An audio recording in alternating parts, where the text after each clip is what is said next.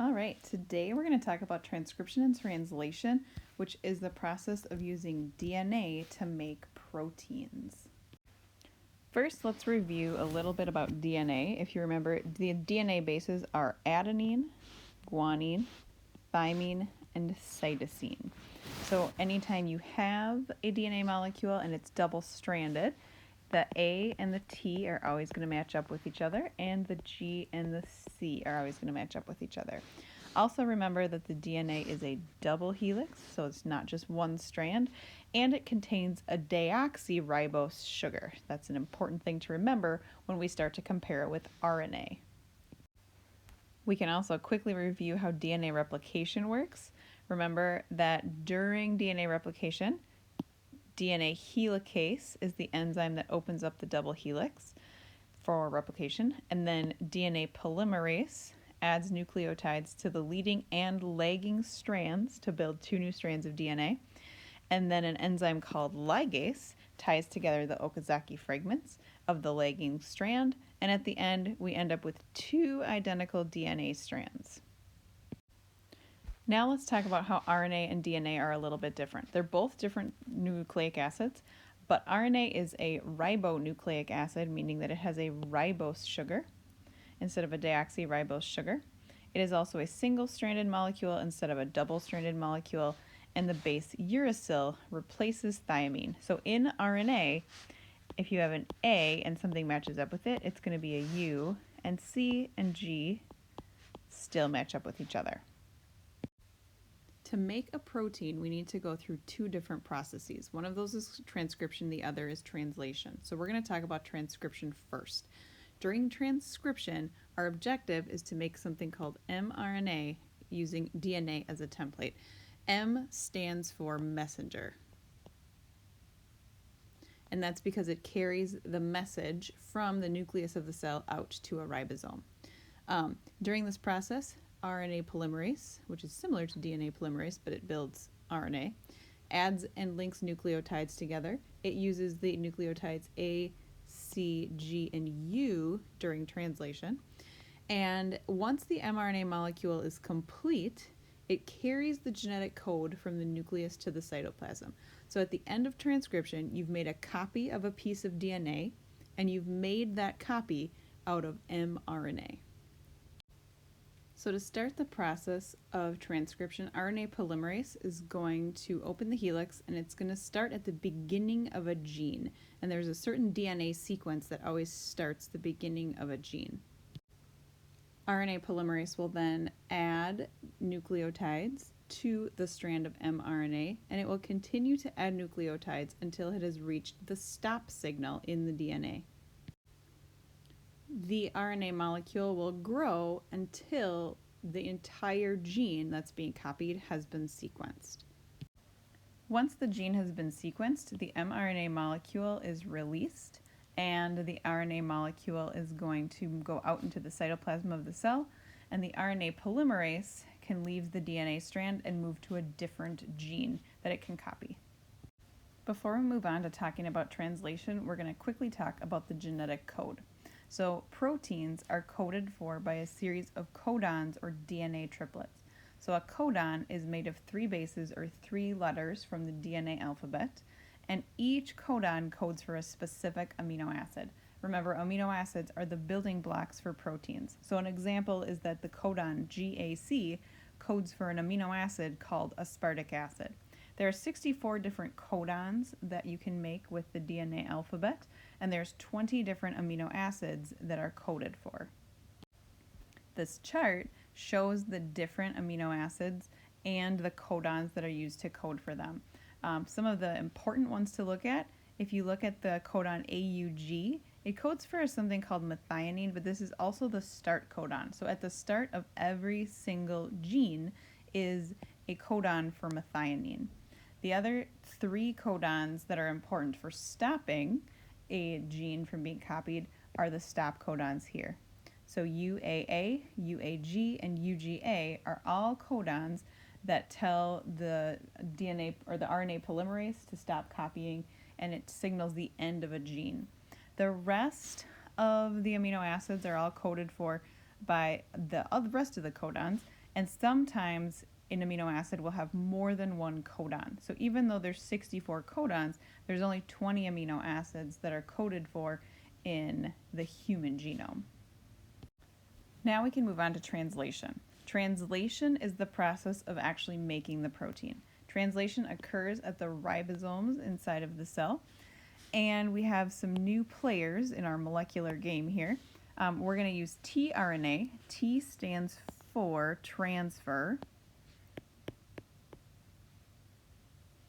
and tRNA carries an amino acid to the mRNA at the ribosome.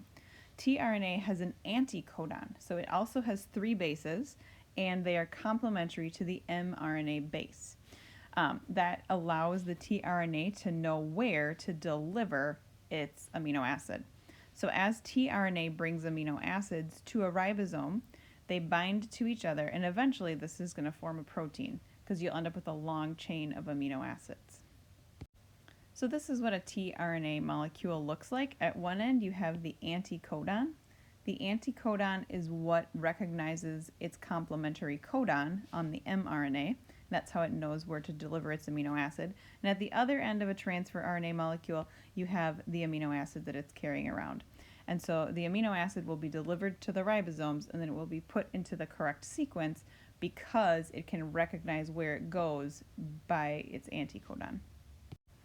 This diagram summarizes transcription and translation. So we see that inside of the nucleus of the cell here, we make an mRNA transcript of our DNA, and then the mature RNA molecule here is going to travel out of the nucleus to the cytoplasm of the cell.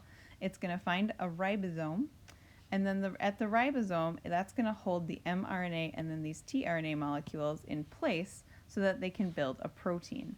So as each tRNA molecule finds its codon on the mRNA, it's going to deliver another amino acid to the sequence. So when this next tRNA lands here, this whole entire amino acid chain here can move to the new amino acid on this tRNA, and so it will become longer by 1 amino acid, and the same thing will happen when the next tRNA comes and lands on the mRNA. We'll attach another amino acid to the chain. So in this way you can make a long chain of amino acids in a specific sequence so that the protein has the ability to carry out its specific function, whether that's structural or functional like an enzyme. Another topic to cover about protein synthesis is the presence of mutations and how those happen, and then also in an mRNA sequence that is immature, sometimes there are things called introns and exons. So we'll talk about both mutations and introns and exons. To review quickly, remember RNA, there's more than one type. mRNA is messenger RNA that carries the code from the DNA to the cytoplasm. And then tRNA carries amino acids to the ribosomes. And there's also another type of RNA called rRNA, that's ribosomal RNA, and that is a structural component of the ribosomes. During the two processes, transcription and translation, during transcription, we make an RNA copy of the DNA. During translation, we make a protein. So they have two different functions. When RNA is being made, there are some things called introns. These are long segments of nucleotides that don't code for proteins, but they're present in a lot of different genes. There are also portions of genes called exons. These are the portions of the gene that are in fact translated into proteins, so they are the functional portion of the gene. Within a gene, the introns and exons might be mixed up with one another. So you might have an intron, and then an exon, and then an intron, and then an exon, and then an intron. Because they are mixed together within one gene, sometimes you have to edit the mRNA before it's ready to go out to the ribosomes to make a protein. So what happens? After transcription, the introns are cut out of the mRNA sequence and the exons are spliced together. There's an enzyme called a spliceosome, and that's responsible for this, and this occurs in the nucleus before the mRNA leaves the nucleus. So here's a diagram that kind of shows what happens. If your DNA sequence is here, right? So this is the whole sequence for one gene, and it's made of introns and exons. Then what happens is that you make your RNA copy, which is here, and then the enzyme can cut out, the spliceosome can cut out the introns, so those are these structures. They're removed, and then we keep only the exons, which are the parts that actively code for a protein. And then that mature mRNA strand that's made of only exons can leave the nucleus and go on to protein synthesis at translation. Finally, let's talk about mutations. So a mutation is a change in a DNA sequence, and there's several different types of changes that can occur. The first type is called a point mutation. This occurs when a single nucleotide changes. So if we have the DNA sequence that we started with, which is ACT, CAT, but then our sequence experiences a change, we might substitute a C for the G, and so a single substitution is a point mutation. So this is our point mutation in our DNA sequence because we have a C instead of a G.